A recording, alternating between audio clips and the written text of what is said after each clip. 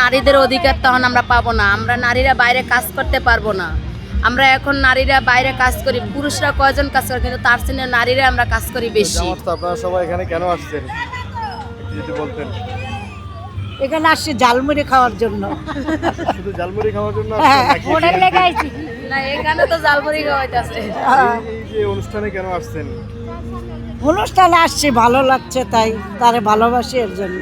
বিএনপিকে কি মন থেকে ভালোবাসেন? জি, আমি মন থেকে তাকে ভালোবাসি। ভোট কি বিএনপিকে দিবেন নাকি জামাতকে দিবেন? না, আমরা ধানের শীষই দেব। আমরা ধানের শীষ। ধানের শীষে ভোট দিবেন? অবশ্যই, ইনশাআল্লাহ। ধানের শীষে ভোট কেন দিবেন?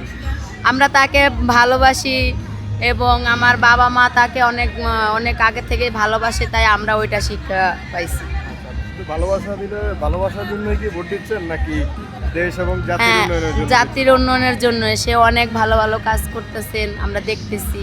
তারপরে আমাদের শান্তি হয়, আমাদের পোলা পাইনে বেড়াইতে পারে, বাইরে বাইরেতে পারে, কোনো যে নারী ইজ্জত না হয়, এই কারণে মানুষে বাইরে। আমরা শান্তি চাই এলাকার ভিতরে। ক্ষমতা আসলে কি আপনাদের সেই শান্তিগুলো কি হবে না নাকি? জি না, হবে না। আমরা নারীদের অধিকার তখন আমরা পাবো না, আমরা নারীরা বাইরে কাজ করতে পারবো না।